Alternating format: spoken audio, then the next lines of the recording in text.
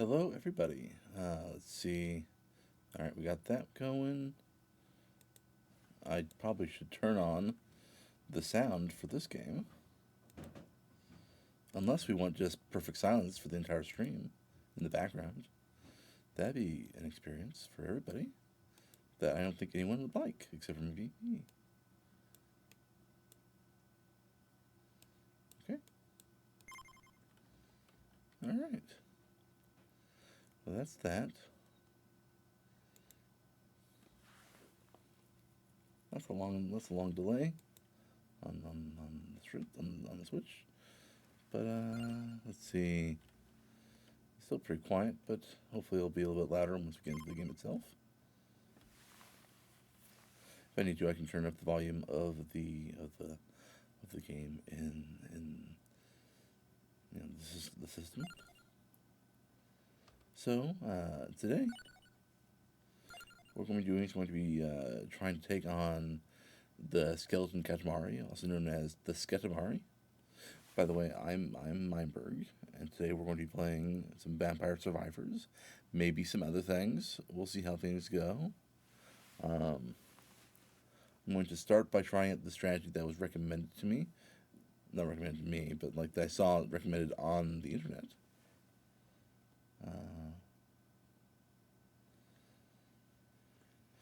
Yeah, so let's get this going. Going to the Bone Zone.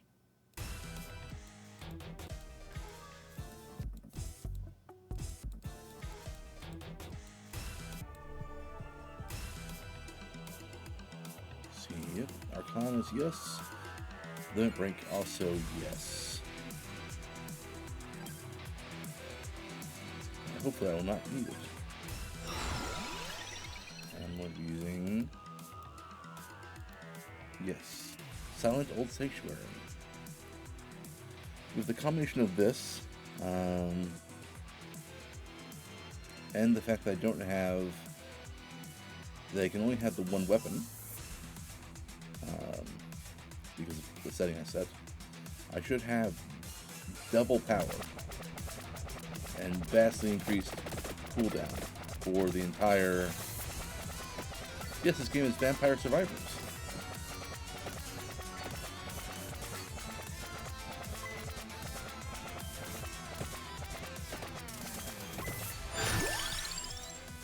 I simply have,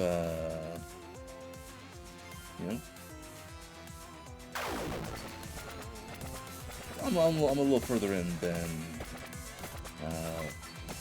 you are in the game. I've unlocked a few extra features. Alright, I will turn the game down just a little bit.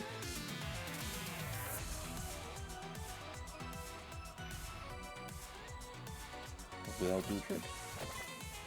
But yeah, you unlock additional content as you progress through the game.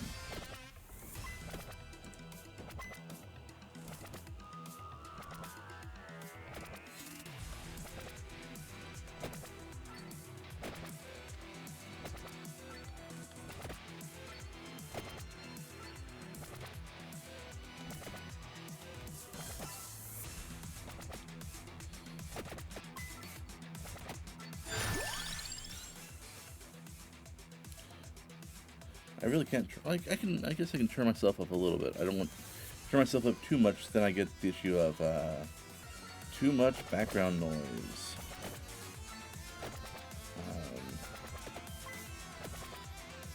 I do live in a basement, right next to the heater, which causes the occasional bit of an issue with there being a lot of background noise. So the Bone Zone is a special zone that you unlock by basically being, I think, you can beat 3 levels, maybe just 2 for this one.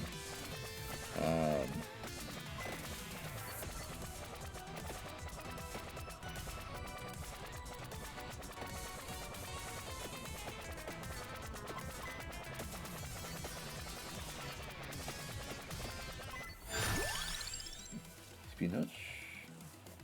Yes. And what really makes this level special are two things, really. One, enemies progressively get stronger. Every minute they get 5% stronger. Which means that you need to be even more on top of the curve than you do in other maps. And two, there's a special boss that roams back and forth at a certain point in this map. Which is why I'm continually checking my map to see where they are. Especially at this point, they are not too noticeable. But there they are. The skeleton Katamari are the Sketamari, as it is also known. Called, well, not known, that's its official name in the system.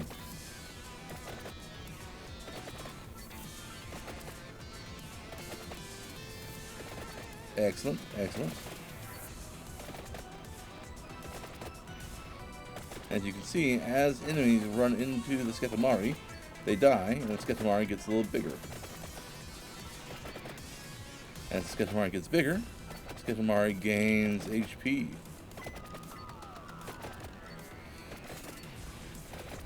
And combine the Katamari gaining HP with the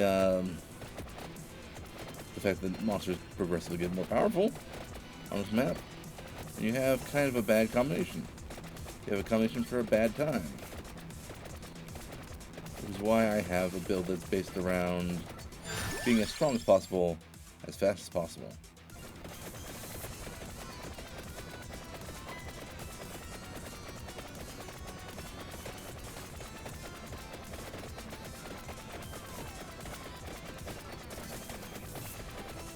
Because I am using a character with the Bloody Tear, the upgraded whip, I don't have to worry too much about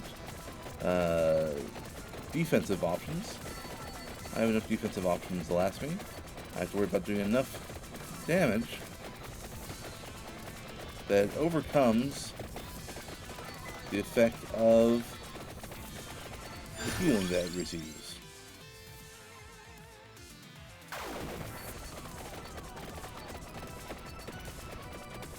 Which is hard, given that it's receiving a lot of healing.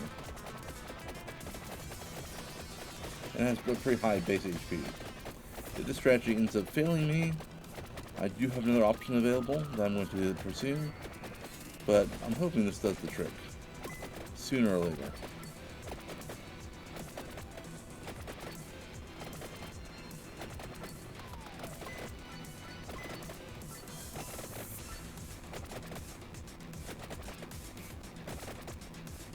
The fact that this character's stats kind of like randomly change every once in a while does make it a little bit unreliable as to how I can. That hurt. That hurt quite a bit.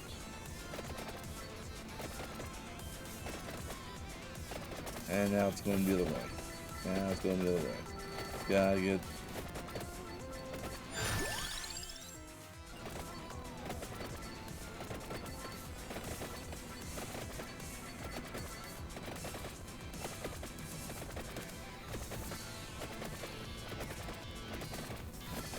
There are these items called relics in the game, and as you unlock relics, they unlock new features for the game.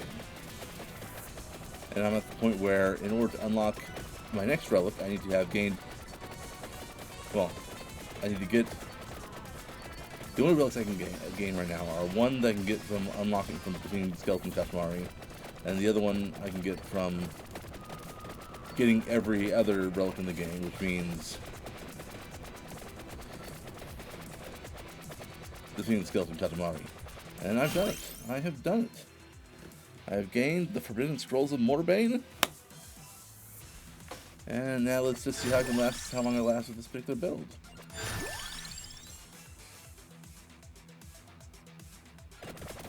But yeah, that was has been a roadblock for me for, well, to be honest, just a couple days or so. But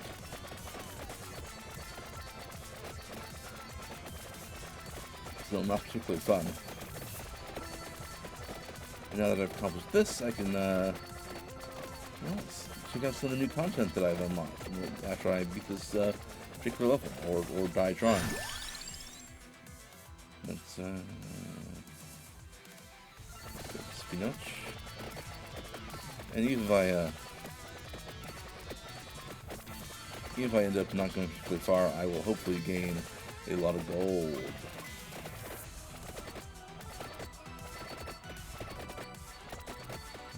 I love new content.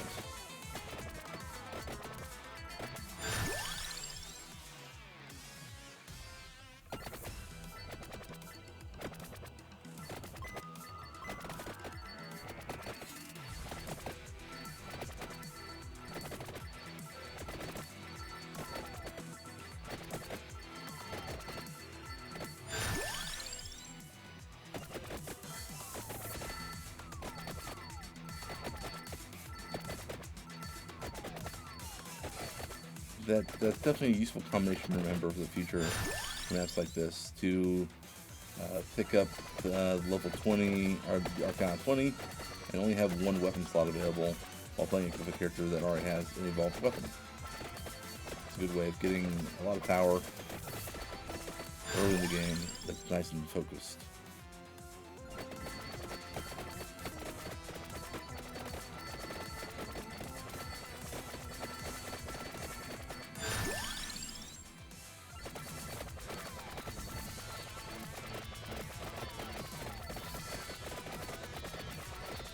I do have to move more than I like to with this weapon because of all these skull heads that pop up that shoot things at me. Don't care for them. Don't care for them.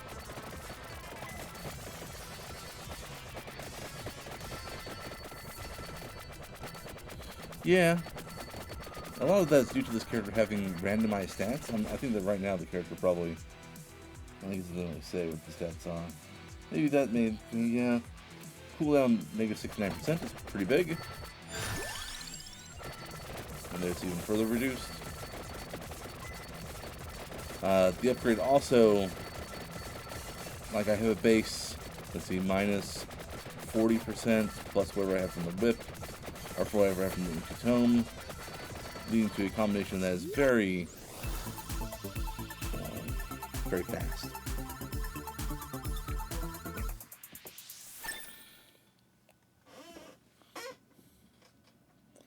And I have all the stats I'm going to get, so now I just need to get my... Now it's just a matter of just, leveling up my passive items and seeing what happens.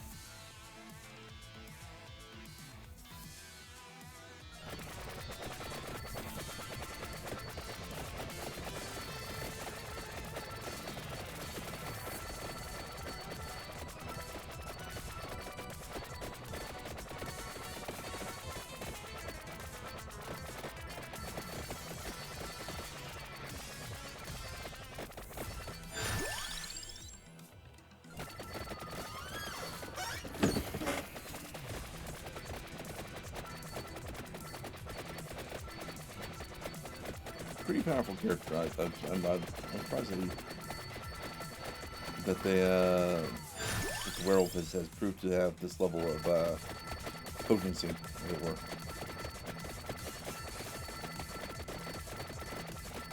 But a lot of this is probably due to... Excuse me, sorry, my allergies are acting up a little bit. A lot of that is due to the fact that I have... is on account of this one Arcana I picked up, and the fact I only have one weapon, but combined to make a very powerful effect.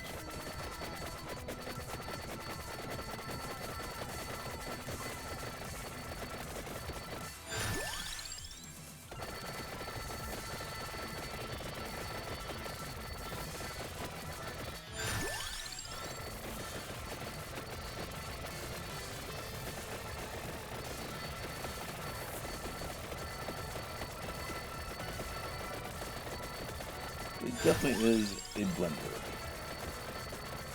No denying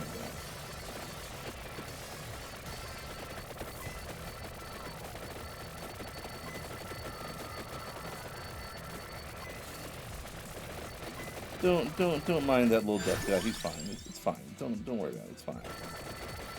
It's fine. You just can't damage them, and then they can damage you.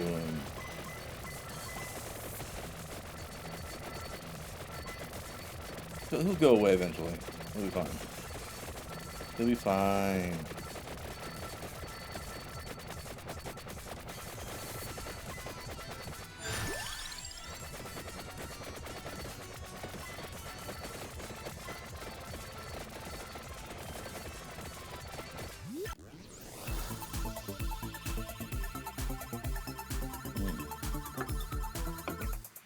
Refreshing soda.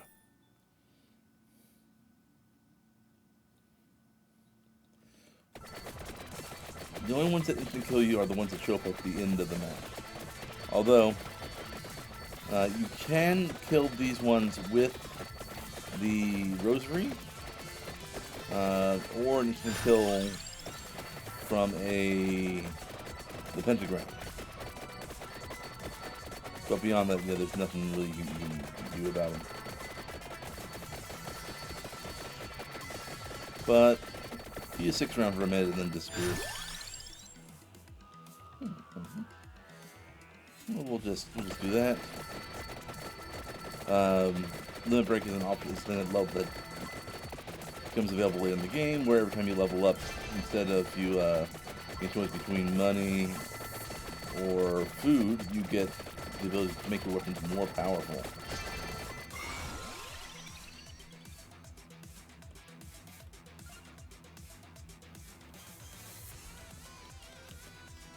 I'll see if I can't get my favorite. There it is, the Mad Groove.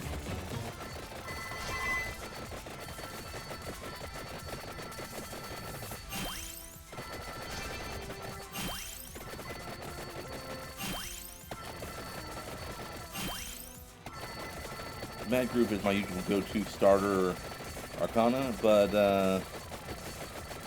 doesn't have quite the power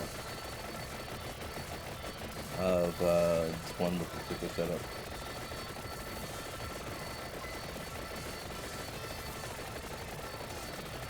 Yeah, I'm just whipping. They watch me whip. They watch me nail.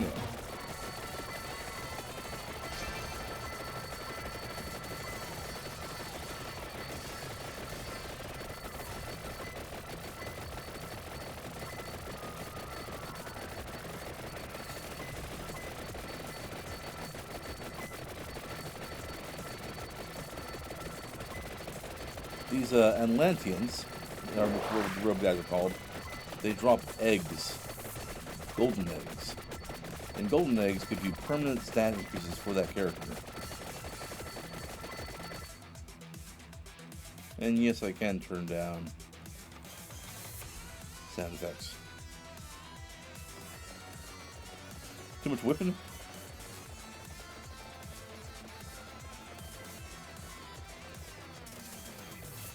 Whipping.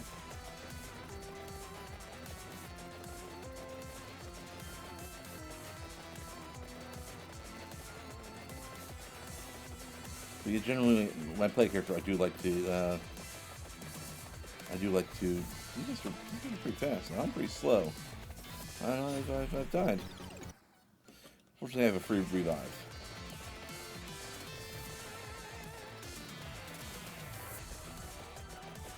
But I might just die because I can't outrun these guys.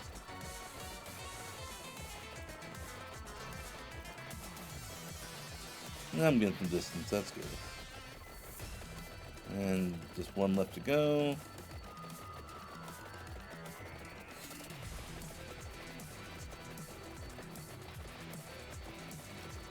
And there we are.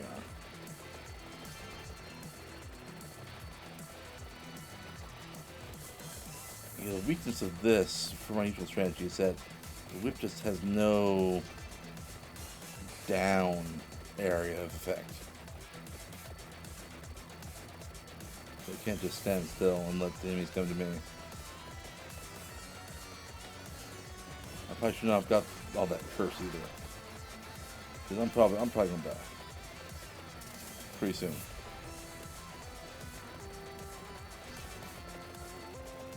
Yeah.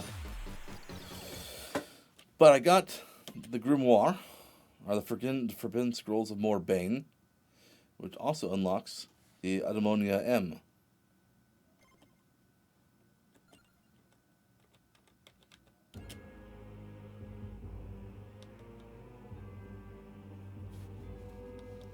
And here's how you can unlock all the hidden enemies, or all the enemies. Not enemies.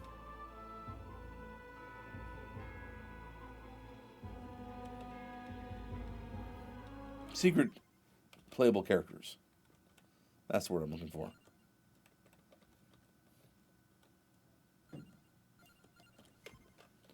All right.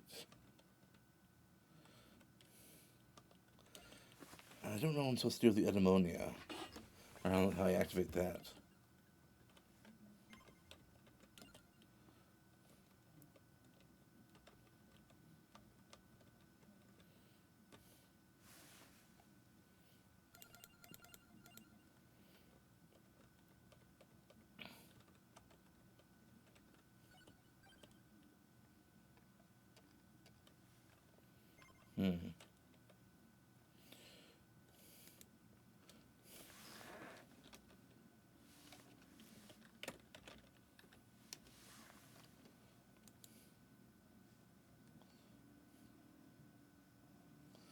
Ah, it's a stage. That's how you get to it. Okay.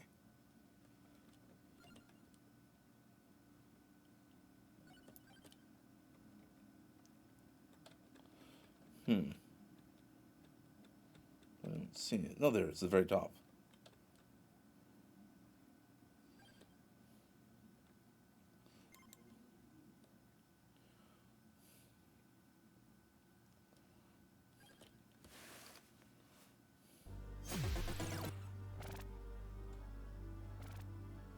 Okay. All right. Well, that's okay.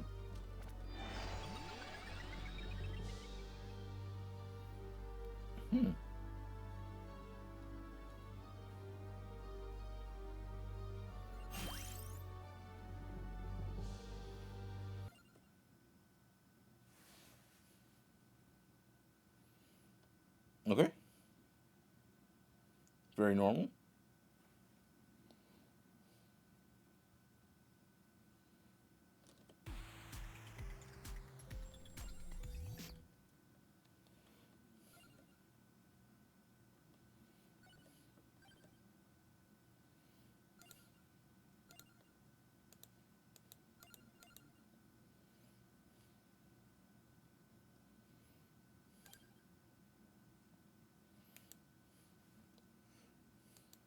It's fine. Everything's fine. Let's not worry about it. Let's not worry about it.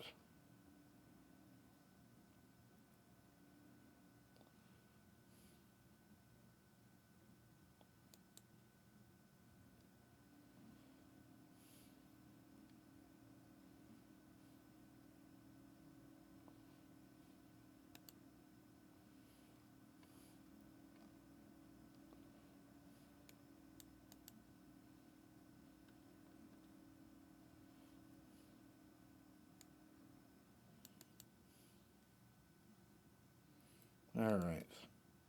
Let's give this a shot then. This will be fine. It'll be fine. What's the worst that could happen?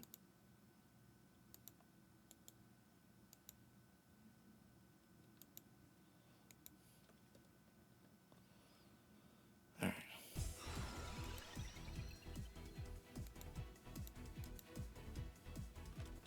This time I want to start with my favorite, Mad Groove.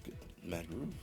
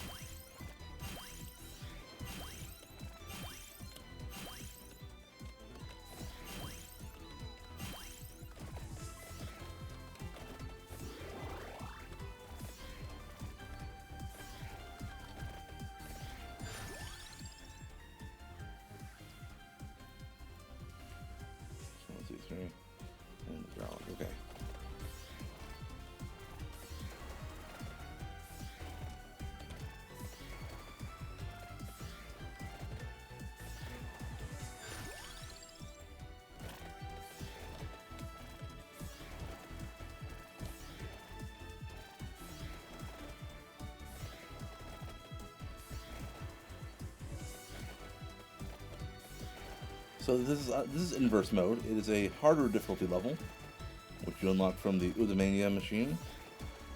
Eudaimonia. I don't know how to pronounce it correctly.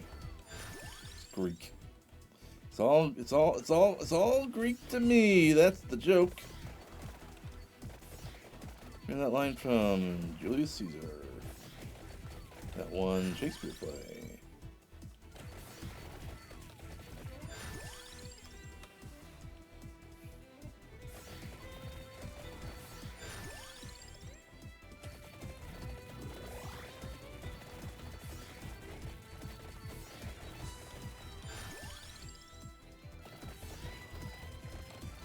I remember that Shakespeare play. I was in it. Not as anyone important though. I played the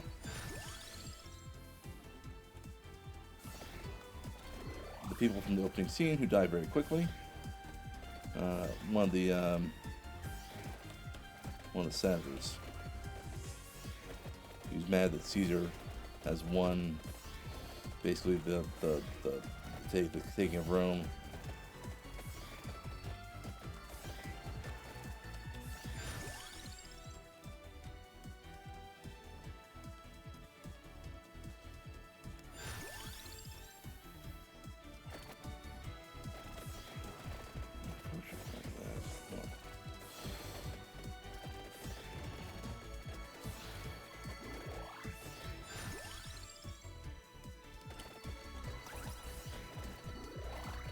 These enemies definitely are a lot stronger.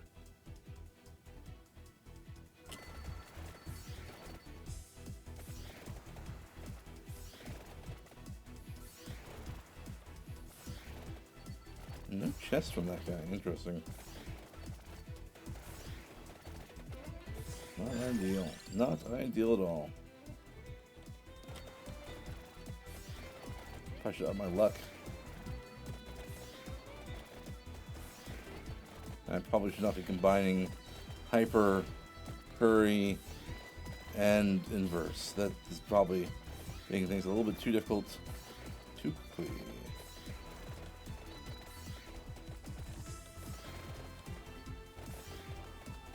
Like, the amount of damage I'm dishing out would be clearing the floor with these enemies on the normal difficulty.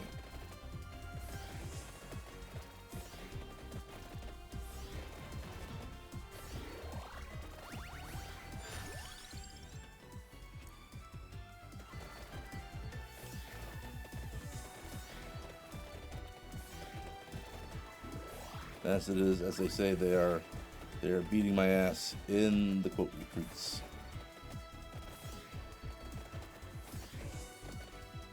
And there's a chest.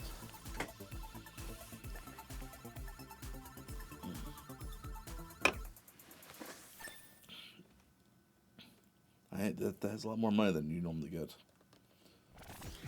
I do want to upgrade I do want to upgrade my seal to max, which would be nice. And there's a lot more characters to unlock thanks to the DLC.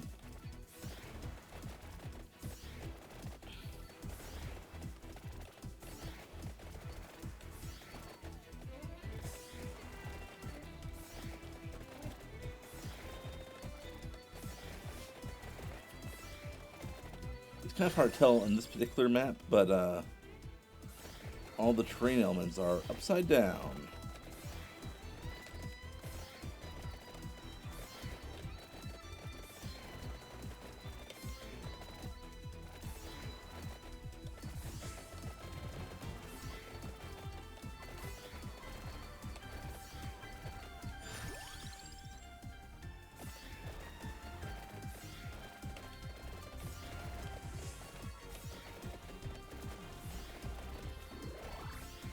I'm sorry I'm being a little bit quiet right now. That this actually does require, yeah, because of how fast everything is, it requires a lot of concentration, more than I am used to from Vampire Survivors.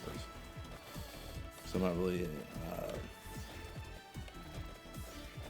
as capable of making cogent conversation, unfortunately. But it still is new content for me. I'm very excited about.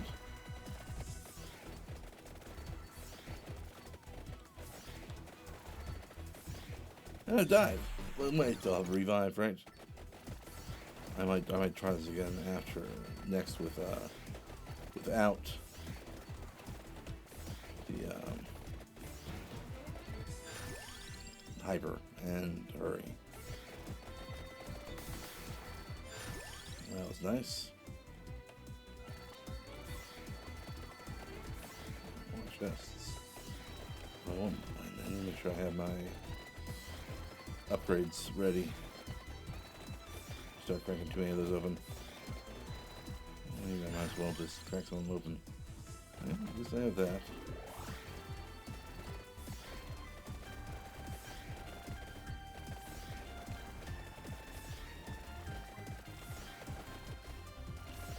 That was definitely a very necessarily timed rosary. Otherwise I would be dead.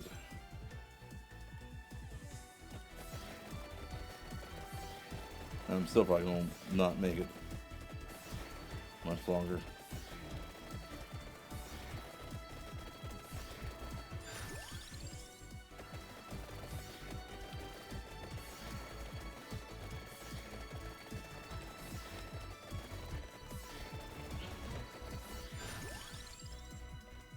Especially since I cannot, as I like to say, stay ahead of the curve. I just don't have the damage necessary. Yeah, and there I go. There I go.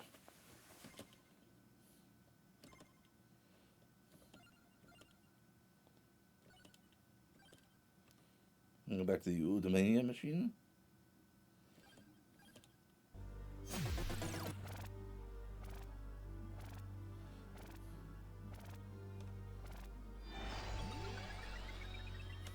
Now I get to talk to the person again.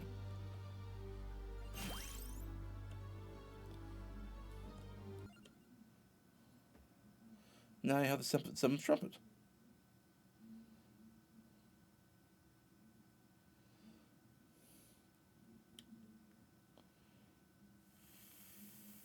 It's fine. Let's not panic, okay? Yeah, it's fine. It's fine. Why are we worrying?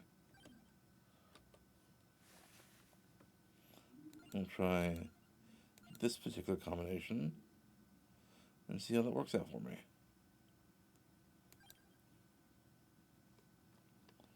Just make sure there's no other hidden. Okay, good.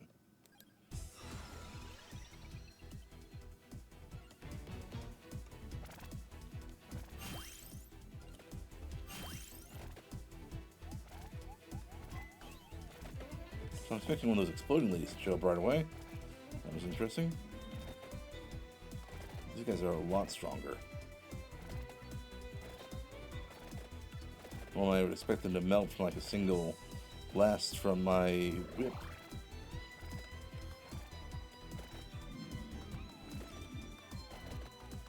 But they're sticking around.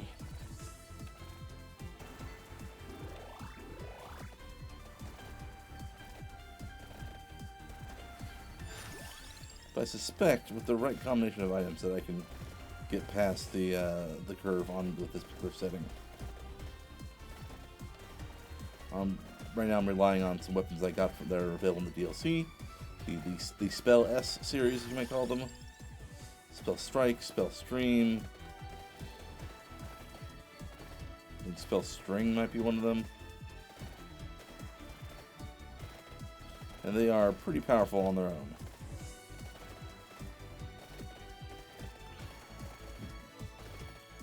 And also this character does need a little bit of time to build up their full power.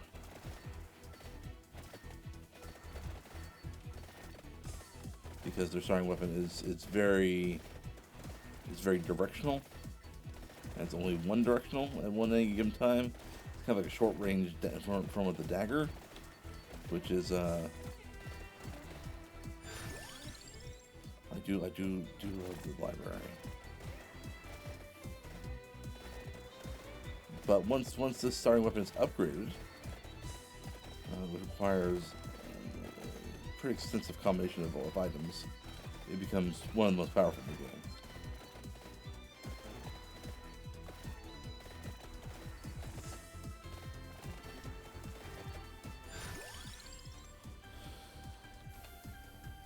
I do like the garlic.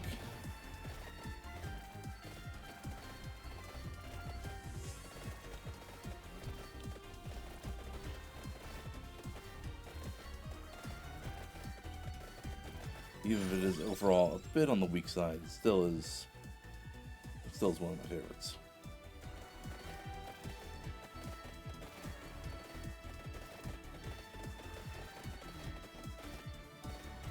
Just because it does have that nice defensive property to it.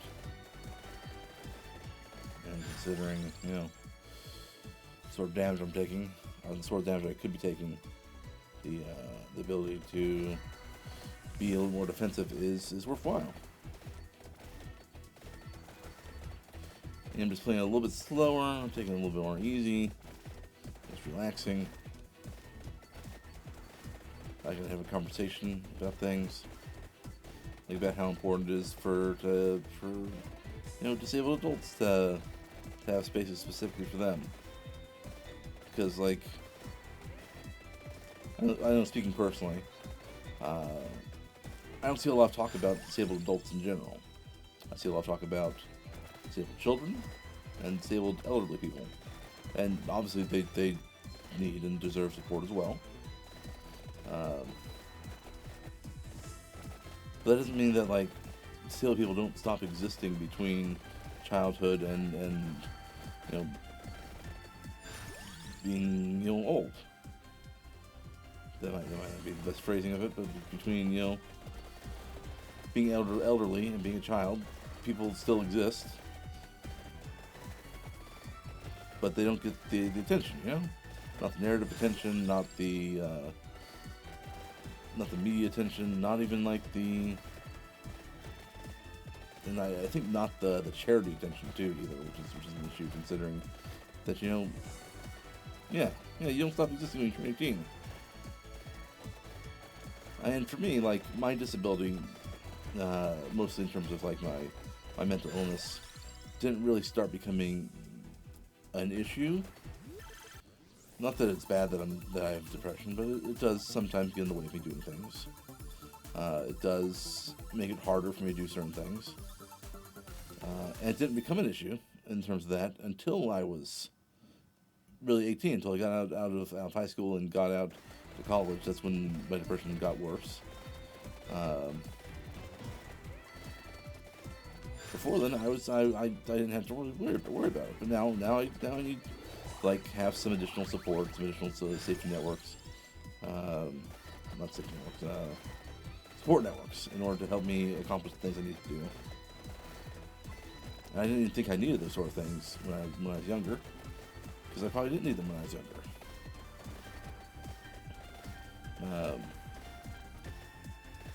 But the point is that adults need and should have access to the help that they require. We're just saying that I think a lot of people kind of don't think about, or at least haven't thought about, until social media and other forms of internet communication have allowed disabled people to be more visible and more heard in a more wider variety of spaces. Having a bunch of adult disabled people on a stream team together, for instance, is a really great idea, because it really shows that, like, we're out there, we're a community, and you can be part of that community too. And the fact that there's not as many of these communities for disabled people that are as visible as they should be. Yeah, that too. Like, having a space where, like, we can, like, communicate is huge. Because we all have a lot of stuff to learn. Even the best of us can learn from One of the best of us. Even the most educated of us can learn from someone who just has a different lived experience from someone else.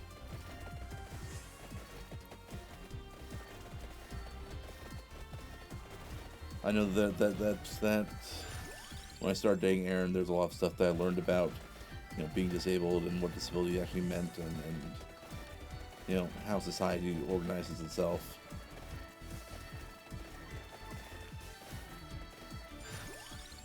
And just thinking about that sort of stuff is it's very important.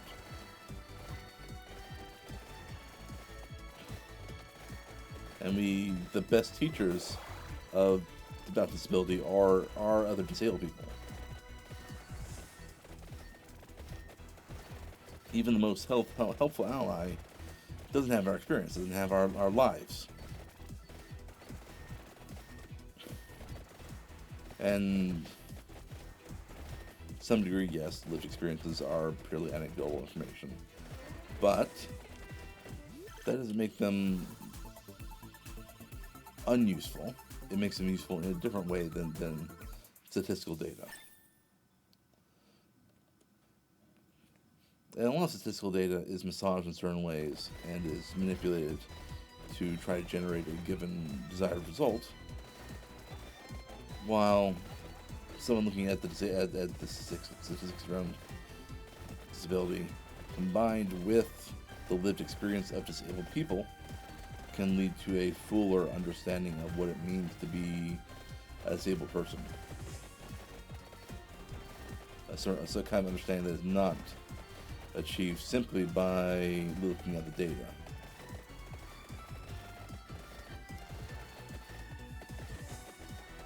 And when the lived experience of disabled people in aggregate speaks to certain trends, which it does, to the way that we are marginalized, the way we're made invisible, the way that we are pushed to the sides of society, the way we're not allowed to achieve our own degree of autonomy, the way that independence is prized as a virtue over interdependence. It really puts a lot of things into perspective, and I think is useful for people to think about. A little bit of a rant there.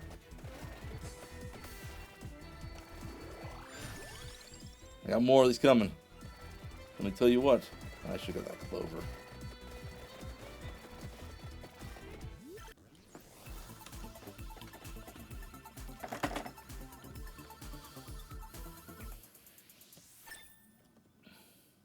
I was talking in the Discord the other day about how Vampire Survivors is about the maximum level of hand-eye coordination for a game that I can really manage.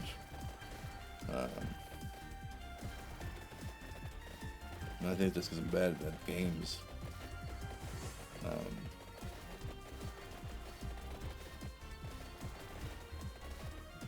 It's interesting because, Aaron, hello, welcome to the chat. Aaron, my girlfriend, has muscular dystrophy, which results in a reduced mobility. Well, I have very bad vision.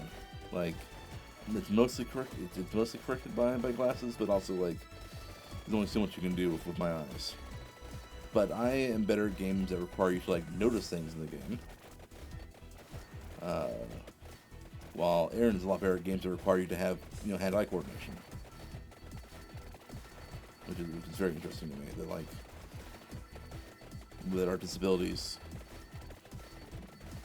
don't interfere with the way we play games, and that it's more about our personalities and what kind of games that we like to play that influences the games that we play and that we're good at. And obviously, there's cases where certain color combinations are terrible for me. Certain games have bad controls that are bad for her.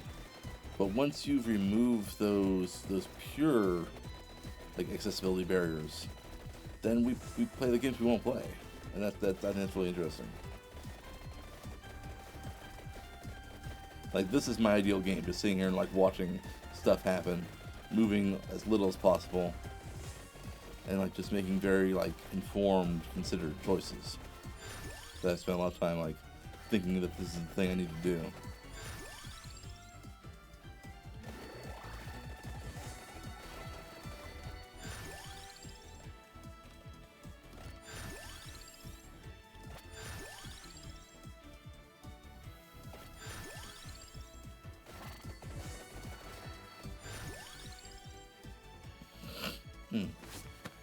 Excuse me about that again. I do have allergies, and my allergies are acting up quite a bit. We have defeated the skeleton Katamari. Now we're enjoying an inverse endless run. For my third encounter with the Eudaimonia. I guess it's Eudaimonia machine. And yeah, the seasonal allergies this year has been kicking my butt quite a bit. It's been a bad one. I take some pretty powerful anti-allergy medications, and they're helping. If I wasn't taking them, would not be talking to anybody right now. I'd be lying in bed.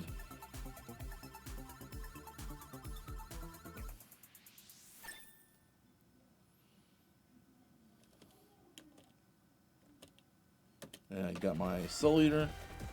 Do love my Soul Eater. Again, the garlic is not the most powerful of the weapons, but it just has a nice feel to it, and like it has like good defensive abilities. As you see, I'm taking a little bit of damage, but also I'm being healed by doing damage to these enemies.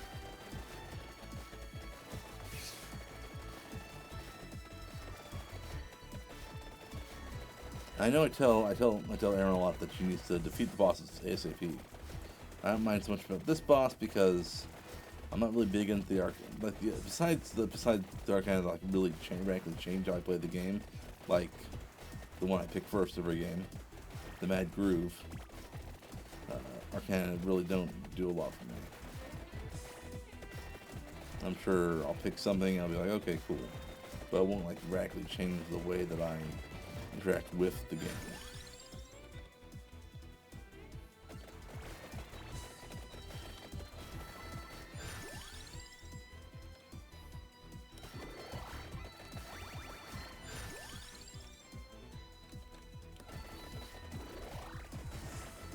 But now there's a regular one that I need to beat. But also I don't want to pick that one up yet because I don't have any weapons that are ready for evolution. I like evolving as quickly as possible my weapon because that gives me my DPS bonuses as quickly as possible.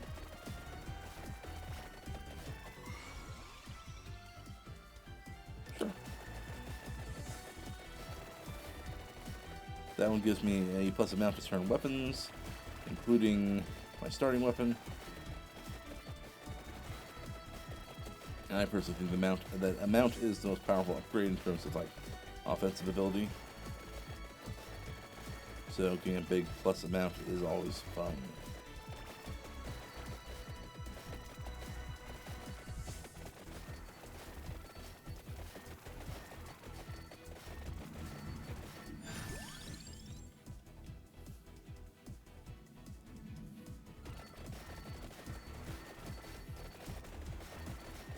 I'm saving up for a very specific weapon for that last slot. I think I'm just going to go with the spinach for my last passive item slot, though.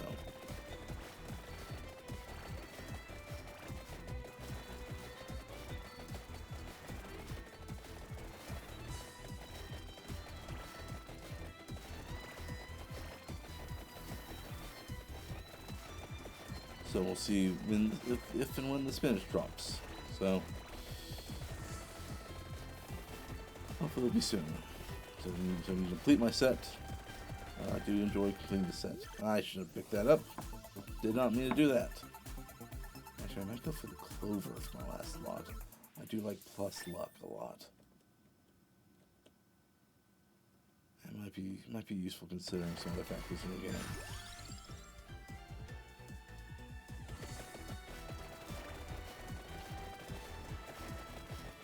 I'm gonna go for Clover last.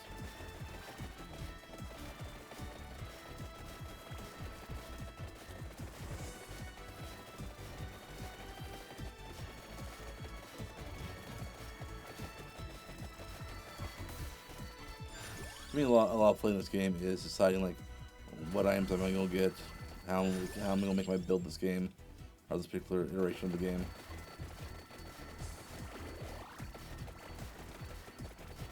And then, you know, actioning off of that.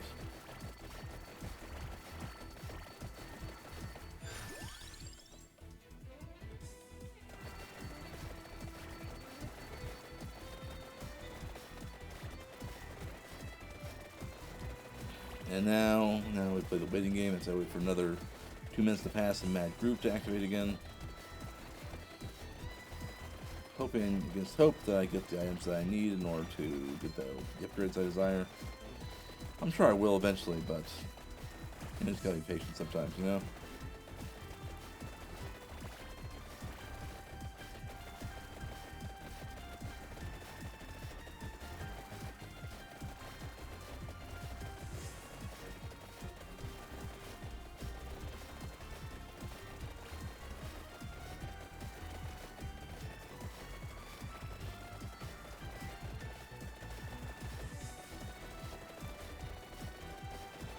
I'm also like less like whipped to get the chest that I might otherwise be, because I'm confident that I can survive long enough to get my next upgrade. But I don't really need to get them right away because I don't need them to survive, and that I will be able to get them when I want them and get the money out of them later. These bosses are no joke on inverse mode, even without hyper mode active. Like, that's a lot of damage I'm dishing out, and a lot that this Medusa lady is taking.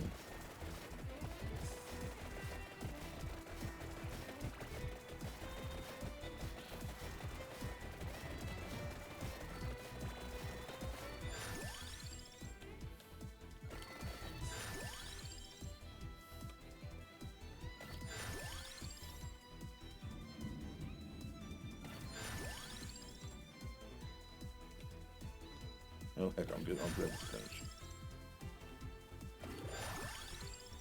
There we go, the spell stream. That's the last one that I wanted. But now I do need to level them up, which hopefully will be done by the next time.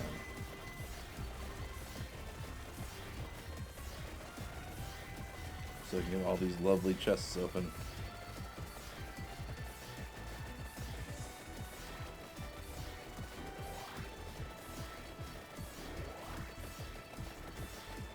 So the damage is starting to build up to a point where I'm having trouble staying on top of it.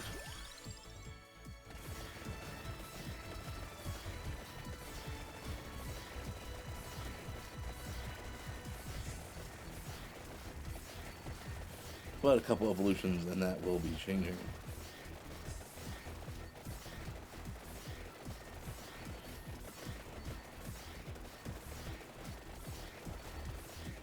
I need 5 more levels of that last one and 1 more level of the whip.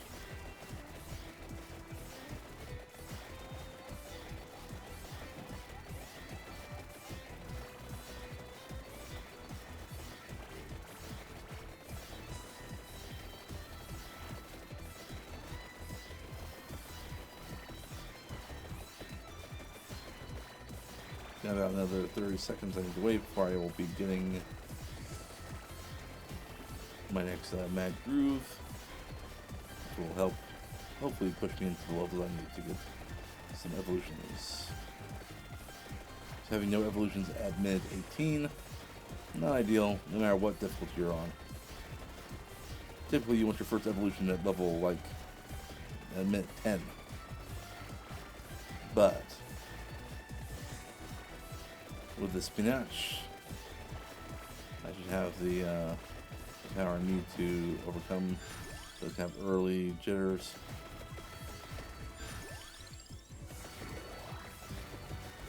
Oof. That's rough. That is rough. No evolution. But I do only need 3 more levels of the spell stream. Maybe I'll go and push west for at least for a little bit.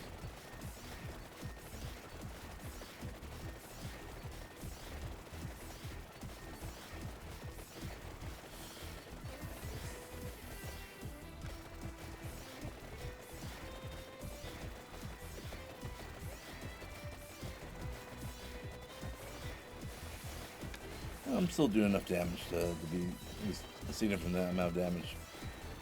That's good at least.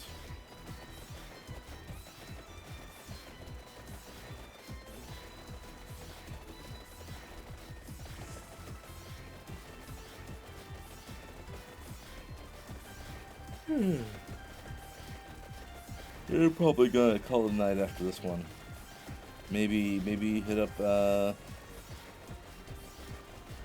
Otomania machine again. See what happens if I go there for a third time.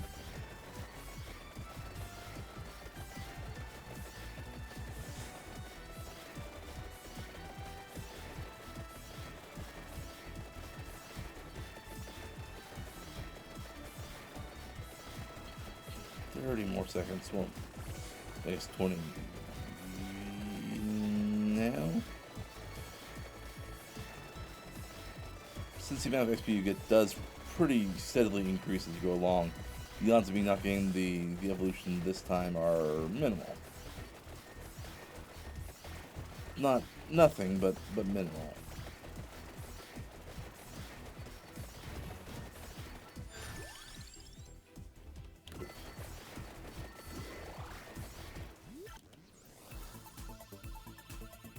First I get my bloody whip, my bloody tears.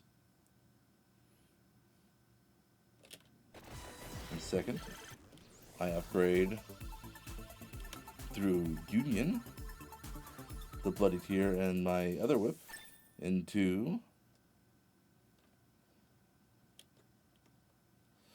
the Fuwalu. Fulawulu. I'm probably saying that incorrectly, but maybe there's no correct way of saying it. And it does a bit more. It's a bit more impressive. Yeah.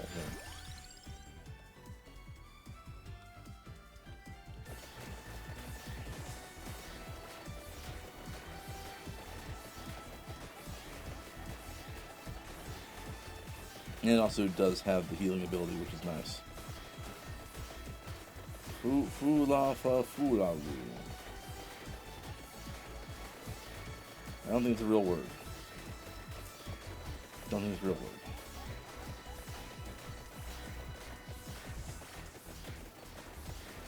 It is great as a Wii weapon, which is why it's, you know, clearing floors, but not clearing the boss there.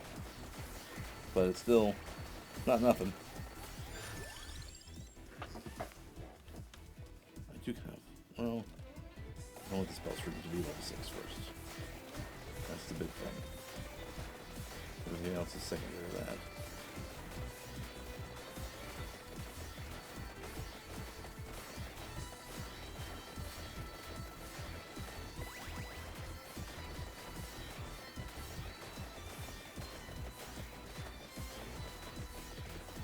One more level for the spell stream, and then it'll be ready for their evolution. Spell S's. Spell S's.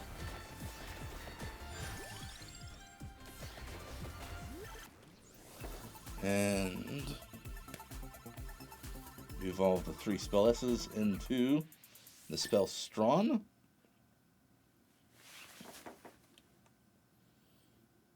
Spell Strom. Which, it just kind of wrecks face. It just is, like, absurdly powerful.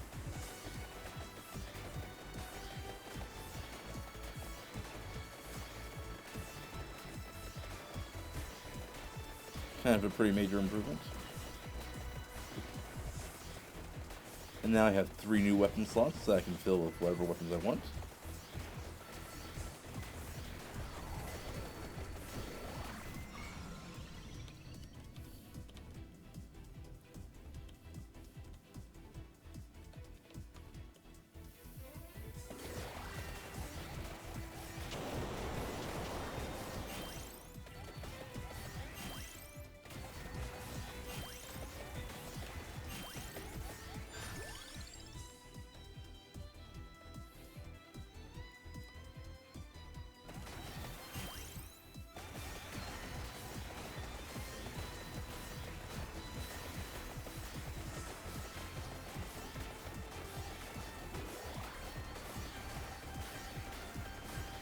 And now I'm just clearing the shop, wrecking face.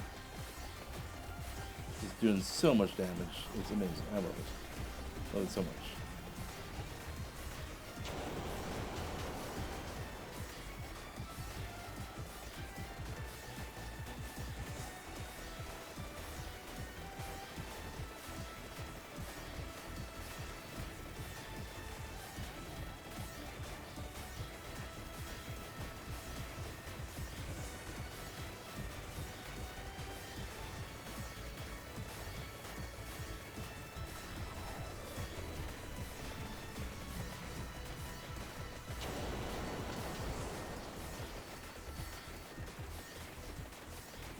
The Atlanteans still can take a beating, though. They're still very powerful enemies, not to be trifled with.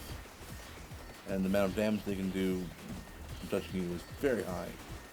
So you gotta be very careful with them.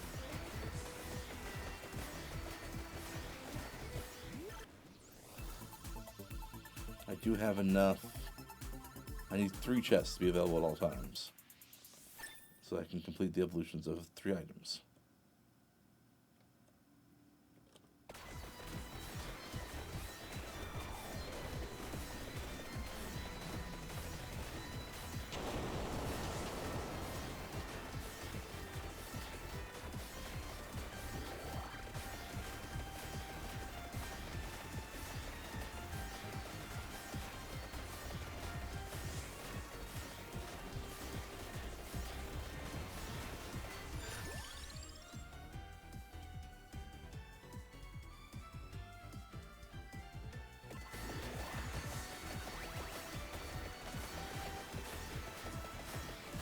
There we go, the first one's down. That means that the rest of them are going to come in fairly soon.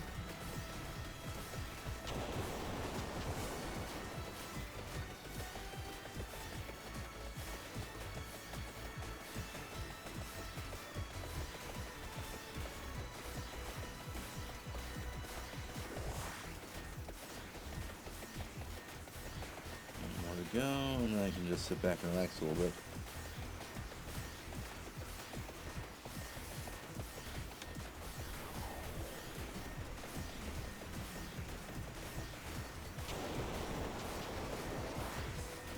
Alright.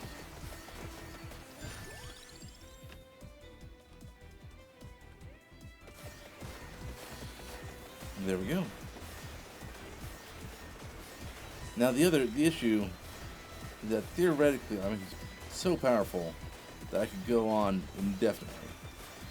So I'm going to put a hard cap at like 545. And if I do that, then I'll just keep this running in the background later in the evening.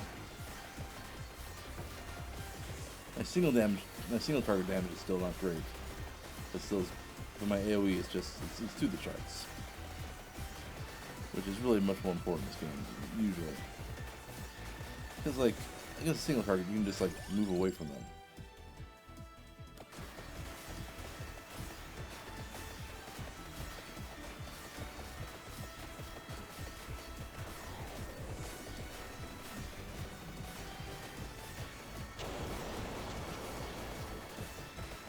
Really, there's not anything that this board can do to stop me unless they manage to get through all these layers of AoE. Which, hard to do for most enemies.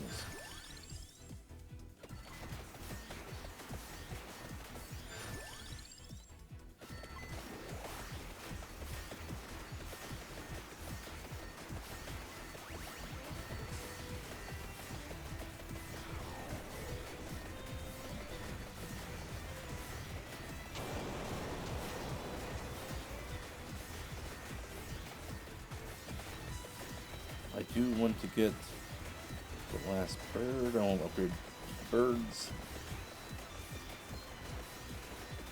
Was that? No, okay. I'm gonna get some eggs. Huh. That egg is very far away.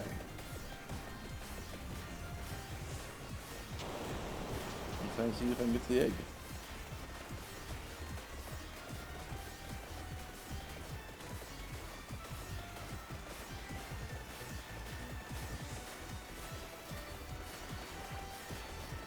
I probably should stop for a little bit and let my health recover.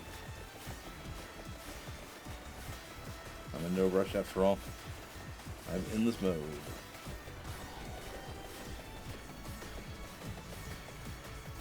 Well, that's multiple boss. No? Maybe not.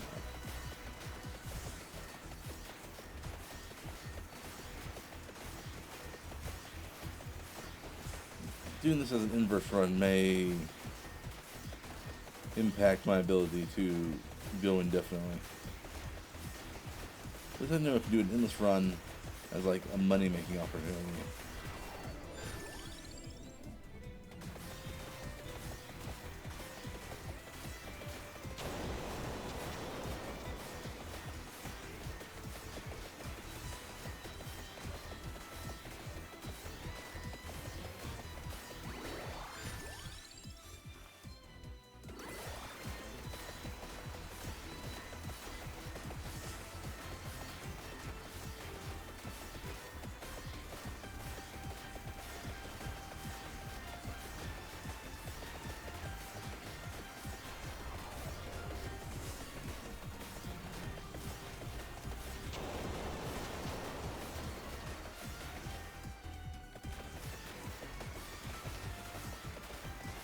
I don't think I know how to get to this egg. As I mentioned, eggs are permanent power increases for that one character that you're playing. This is kind of like my go-to character, whose name is very Italian, who I can't pronounce.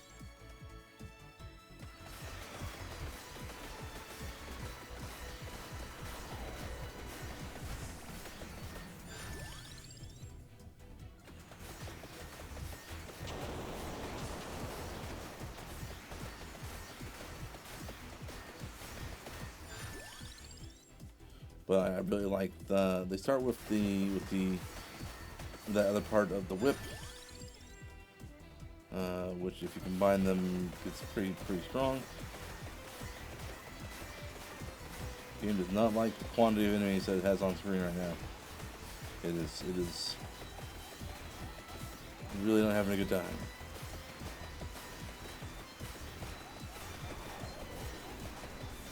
I'm gonna deal with it.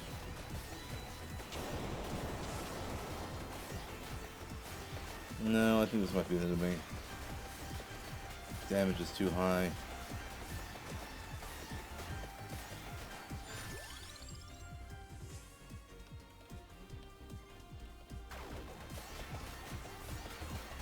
And my healing throughput is not high enough. Yeah. Well, that's that sometimes. Good to know.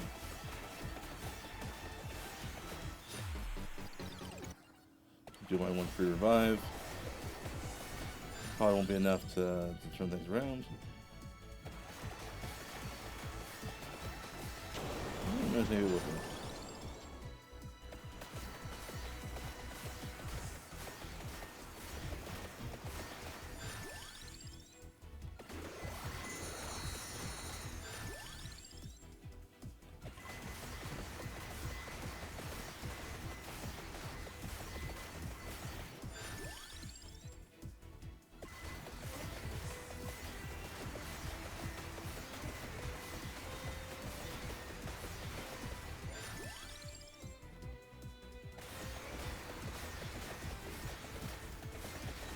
I feel like I should have gone for the Laurel. Reduce incoming damage significantly.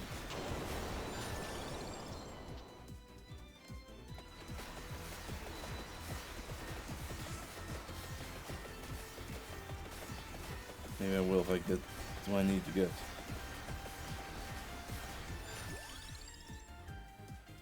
Of course, it doesn't seem likely I'll be getting what I need to get, but, you know, never mind. I might. You never know.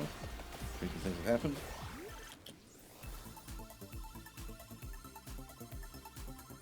Let's just go ahead and open all these chests. Maybe a little more chests to come. Hard to tell. I've not done this mode before, so I don't know like if new bosses continue to appear.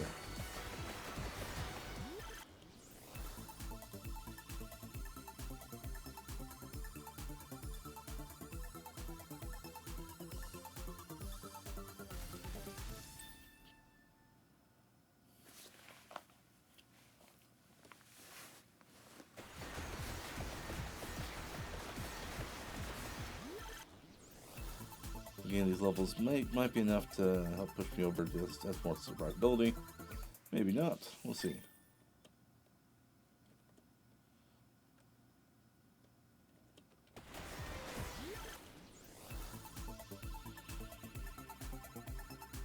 At the very least, it's giving me quite a bit of money, which I can use on the seal option, and also unlock new characters.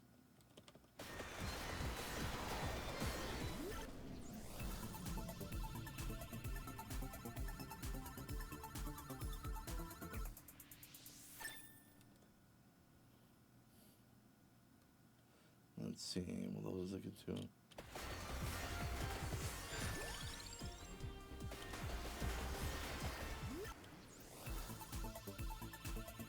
And that should get us up to another evolution, the Divine Rod.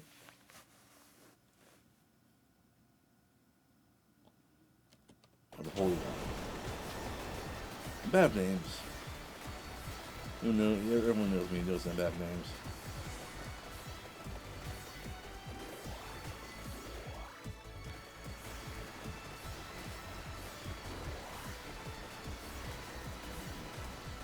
Alright, there's the boss. Went down surprisingly easy.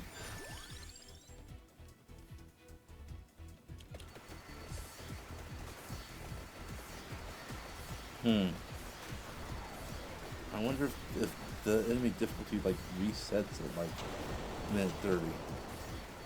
That would explain a lot actually. Like why enemies are now suddenly so very, very weak.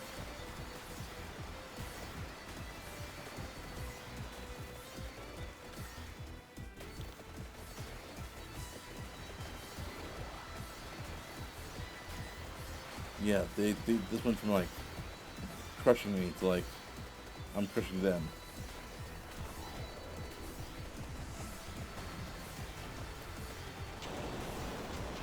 So I'm going to keep going for a little bit, but only to see if I can get this egg.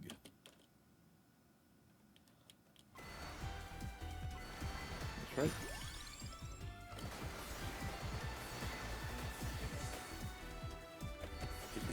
Moving all over the place. I don't think I can get this egg.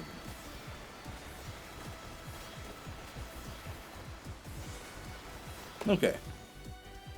So I think I want to leave this game here. And leave this stream here. Thank you everyone who came out. Had a lovely time. Looking forward to streaming again. Maybe play a different game. I had meant to play a little bit of World of Horror, but we can see that for the next stream because I made the progress I needed to in this one. So thank you everyone for coming out. I hope you all have a wonderful evening, wonderful week, wonderful life, and see you when I see you.